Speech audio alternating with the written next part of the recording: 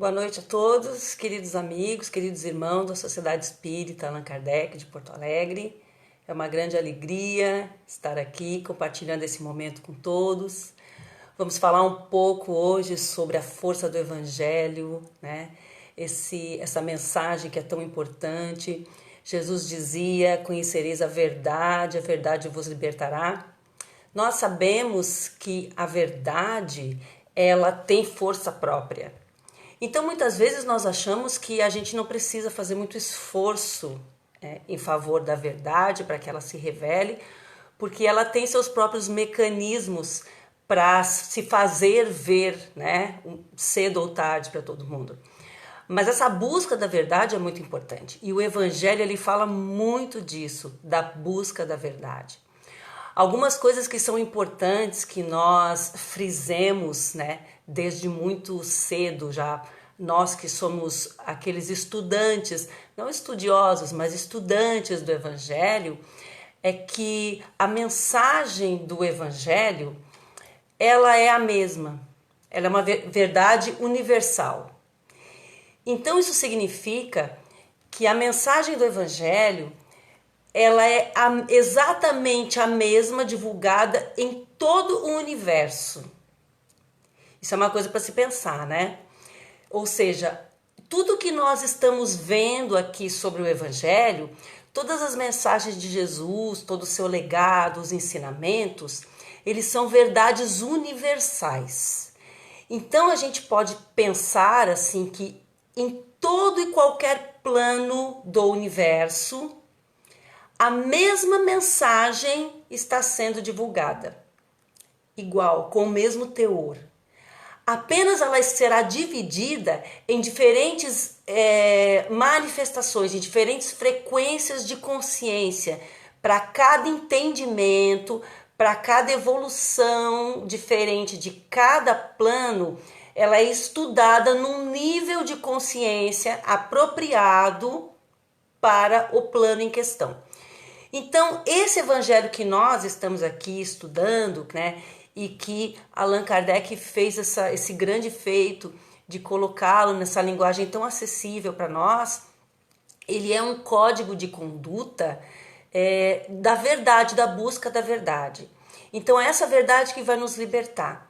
Ou seja, nós precisamos compreender as leis, os meandros que conduzem, que o Evangelho, aqui o Evangelho nos conduz, para que nós consigamos realmente, de fato, alcançar depois deste plano, o plano superior, o nível superior. É como se fosse quase um jogo de videogame. A gente termina uma etapa, um estágio, e a gente passa para o nível superior. Que nós vamos estar estudando a mesma linguagem, a mesma mensagem, mas num outro nível acima. Isso é muito importante. Saber que tudo que nós estamos estudando aqui é uma preparação para que nós entendamos isso com mais profundidade num outro plano superior, isso é uma prova da misericórdia de Deus. É como se, desde o jardim de infância, ele quisesse que todo mundo já fosse se adaptando, né, a essa verdade, que é a verdade que todo mundo vai conhecer com profundidade algum dia. Isso é fantástico, isso é genial. As mensagens que Jesus deixava, principalmente nas parábolas, se nós pararmos para analisar, todas elas têm o mesmo fundo moral. Todas elas têm o mesmo objetivo. Só que quando Jesus chegava numa comunidade onde ele via que as pessoas eram mais dadas à agricultura, então ele criava um cenário para aquela parábola ligado à agricultura, ligado à árvore, à semente, né? Agora, quando ele ia numa colônia de pescadores, por exemplo, né, num lugar que ele via que as pessoas tinham mais a ver com a pesca, ele adaptava a mesma história, o mesmo fundo, mas com o cenário já da pesca, né? Sejam pescadores de homens. Então, ele sempre teve essa preocupação de respeitar, né, o que era a rotina, o que era o cotidiano das criaturas e transformar essas histórias de forma que todo mundo pudesse ter acesso a ela. Então aí a gente já vê que é realmente uma verdade universal e que pode ser compartilhada por qualquer um.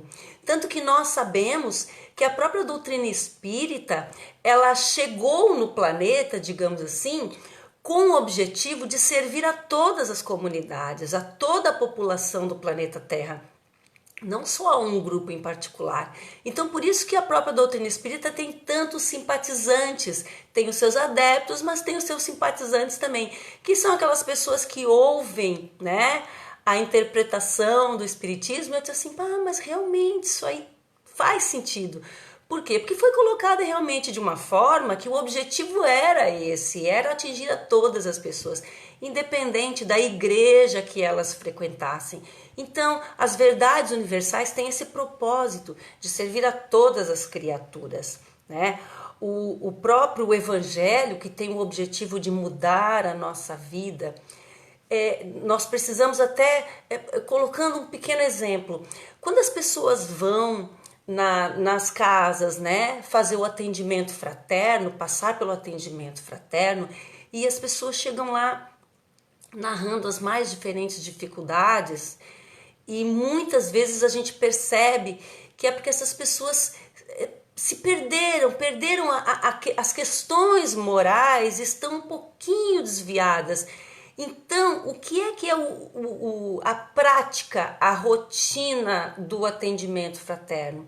Você ouve, mas você recomenda que a pessoa faça na sua casa o evangelho no lar. Veja, a força do evangelho. E é muito comum a gente perceber, a gente receber esse retorno de que as pessoas realmente têm a sua vida alterada pelo evangelho.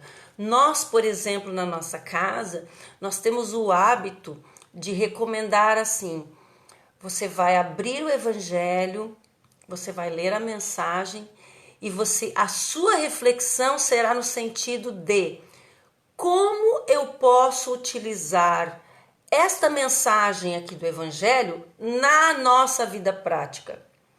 Porque essa é a proposta. O grande objetivo do evangelho no lar é mudar a nossa vida, é criar novos hábitos. Então a palavra do evangelho, ela tem que instituir na nossa vida o que a gente chama de reforma íntima, na verdade, é colocar o evangelho na nossa vida. As pessoas estão muito perdidas porque não conseguiram ainda colocar na prática o que para elas está apenas nas folhas do evangelho, nas páginas do evangelho. Então, se o evangelho não operar mudanças na nossa vida, ele é um livro como qualquer outro. Ele é um livro que não traz nenhum significado.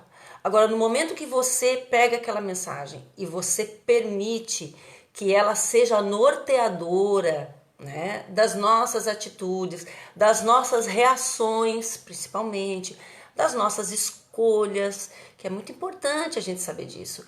O Evangelho, ele institui um programa moral na nossa vida que é engraçado que esses dias eu estava assistindo uma palestra de uma pessoa que ele falou uma coisa assim muito conveniente, muito adequada, que ele disse o seguinte: Jesus era movido pelo amor e nós somos movidos pela moral.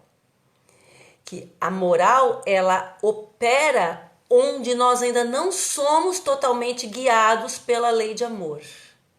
Jesus era totalmente guiado pelo amor. Jesus, as escolhas dele, as opções dele, a fala dele, os exemplos eram todos baseados no amor, no mais puro amor. Aquele amor que não julga, que não condena, aquele amor que não olha diferente, sabe? Que não recrimina, que não faz a pessoa se sentir mal. Agora, nós somos ainda guiados pela moral. O que significa isso? Que a gente olha determinada coisa e a gente pensa assim: eu não gostaria de fazer isso, mas eu sei que isso é o certo, então eu faço. Claro, tem aquelas pessoas que ainda não são guiadas, ainda nem por isso, né? Aquelas pessoas que sabem que algo é errado e elas fazem mesmo sabendo que está errado, mesmo sabendo que vai trazer prejuízo para alguém.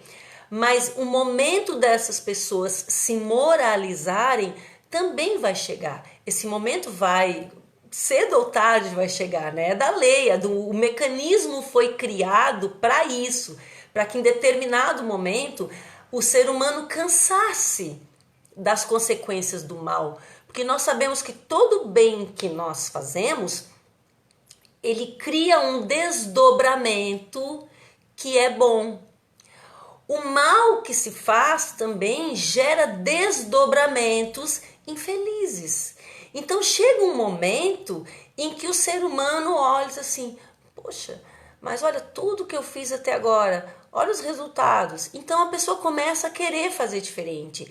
E esse jogo de erro e acerto se chama reencarnação.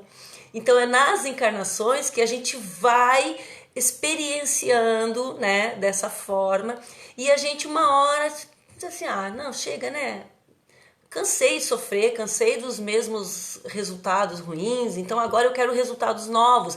E a moral é a bússola que vai guiando nesse sentido.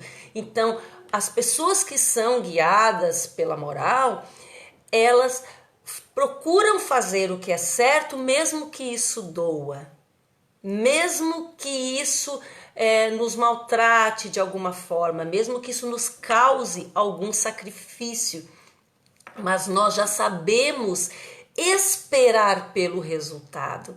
Então, por isso, e importantíssimo nesse sentido, nesse cenário todo, a prática do perdão. A gente percebe quando uma pessoa está se regenerando, quando a gente vê que essa pessoa está começando a se adequar às práticas do perdão. Não que seja uma coisa muito fácil, perdoar não é simples. E tem mais, perdoar não é tão difícil quanto aceitar o perdão do outro. Porque eu conheço muitas pessoas, e tenho certeza que todos nós conhecemos, né? Pessoas que dizem assim, não, eu perdoo, mas não quero perto, né? Isso não é perdão, isso é querer se livrar do problema. E se livrar do problema é uma coisa muito ingênua, porque se você fugir do problema, o problema vai te encontrar, Onde você estiver, você pode se mudar para milhares de quilômetros de onde você, da pessoa ou da situação a que você tem esse agravo. O problema vai mudar de CPF, entendeu? Mas vai te achar. Então, Jesus dizia, resolve o problema com teu irmão enquanto tu tá a caminho com ele. Então, olha a força do evangelho nisso. O evangelho, ele chega a ser, a mensagem do evangelho chega a ser profilática. Ela é aquilo que garante a nossa felicidade agora e futuramente também.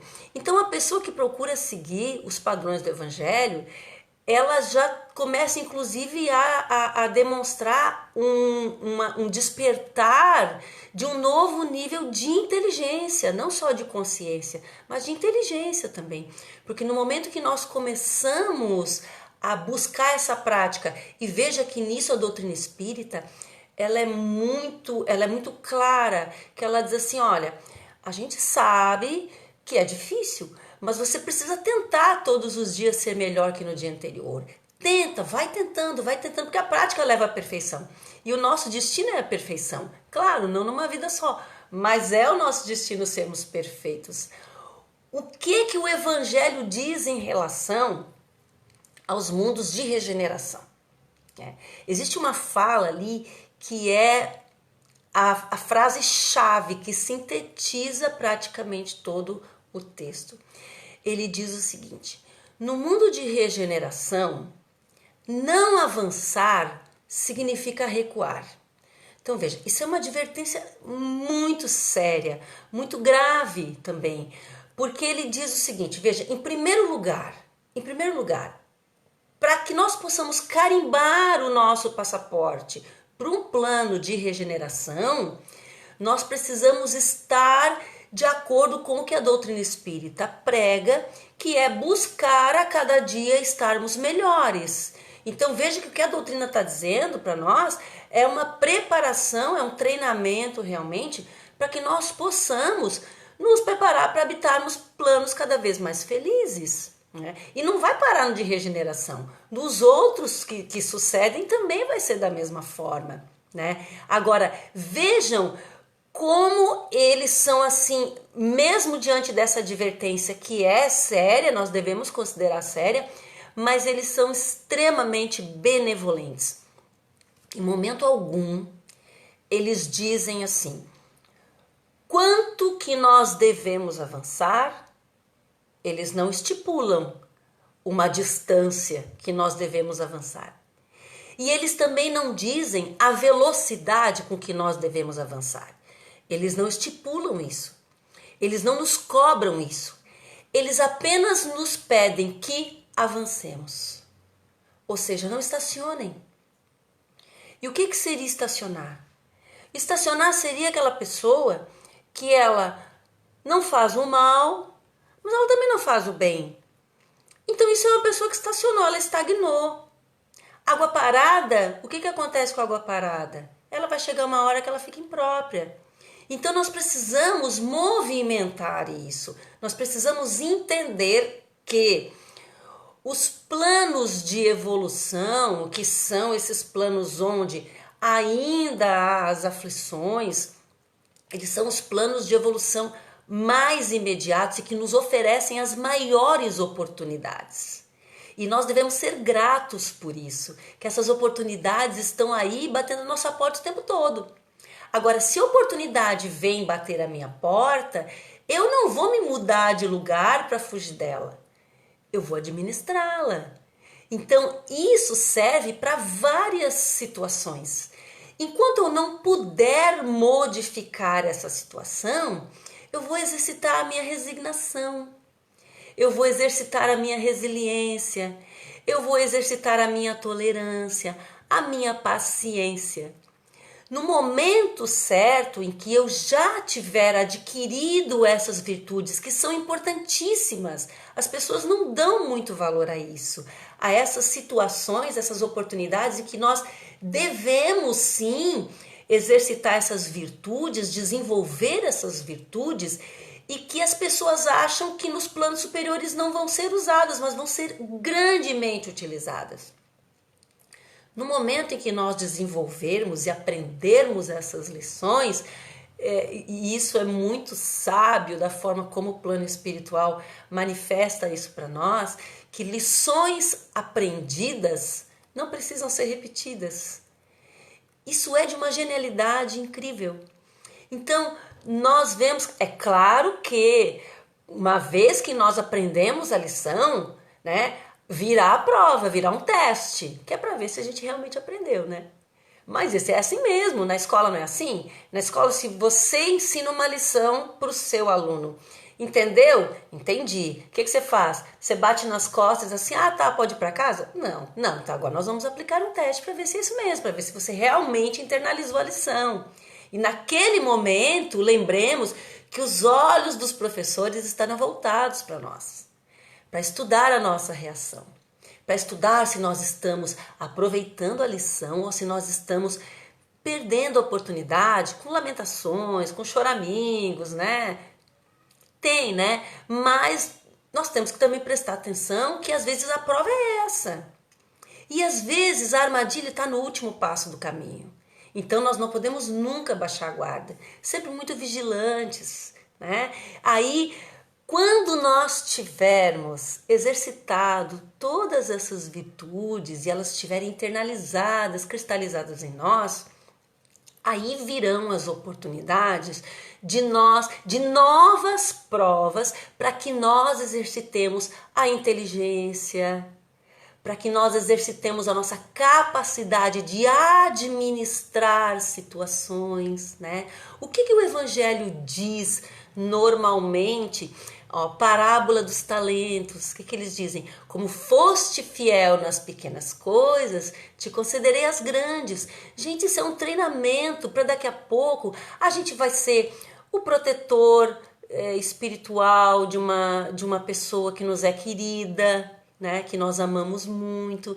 Depois ser o protetor espiritual de uma entidade, o protetor espiritual de uma cidade, de um estado, de um país, governador planetário. Isso tudo começou sempre com atividades pequenas, em que as pessoas foram fiéis e que as pessoas se esmeraram para dar o melhor de si, mesmo que as tarefas sejam pequenas. Então isso também é uma lição que o Evangelho nos traz. Quando alguém nos pedir alguma coisa, se nós pudermos dizer que sim, não nos neguemos a fazer, porque Deus cuida das criaturas, né? Deus cuida de nós através dos seus próprios filhos. Então é através de nós mesmos que Deus vai se utilizar para mandar a mensagem, para mandar o socorro, para mandar o consolo. Então nós temos isso muito claro nas páginas do Evangelho. O amor de Deus se manifesta na fala de Jesus. Então, essa reforma íntima que nós queremos e que nós queremos tanto mudar o mundo, mas não vai existir mudar o mundo sem mudar o que é dentro de nós. Então, isso é o mais importante de tudo. Nós não estamos aqui como grandes missionários, nós somos tarefeiros. Tarefeiros realizando pequenas atividades de forma que nós aos poucos, paulatinamente, nós vamos nos fortalecendo, nós vamos nos tornando pessoas cada vez mais comprometidas, mas o bom compromisso, né? Vinculados uns aos outros. Às vezes estamos aqui fazendo uma atividade que nós achamos que não vai mexer com ninguém, mas de repente alguém lá vai ouvir a nossa fala, que nós estamos reproduzindo a fala de Jesus, e aí através de nós é Jesus mudando a vida de alguém. Isso é fantástico. Isso é de um pensamento assim, de uma ternura por parte de Jesus, permitir isso, né? Permitir, nós temos que ser muito agradecidos por Ele permitir que nós consigamos realmente operar em nome dEle. Mas tem que ser feito de uma forma sempre muito digna, muito amorosa, de coração muito aberto. Então, meus irmãos, eu quero agradecer a paciência de vocês, terem me ouvido. Eu rogo a Deus, a Jesus, a todo o plano maior, que nos abençoe a todos, que nos proteja, que nos iluminem, façam o Evangelho no lar, para que essas bênçãos se estendam a todas as criaturas. É importante demais fazermos o Evangelho no lar. A presença semanal desses benfeitores na sua casa vai erguer defesas espirituais, vai mudar a vida de muita gente, de criaturas que a gente nem imagina, trazendo proteção a todas aquelas pessoas que nos amam, que nos apoiam, e abençoando igualmente, sem distinção, a todos aqueles que ainda não nos amam e nos perseguem. Que Deus nos abençoe a todos. Muito grata por essa oportunidade. Fiquem com Deus e até uma próxima oportunidade, se Deus permitir.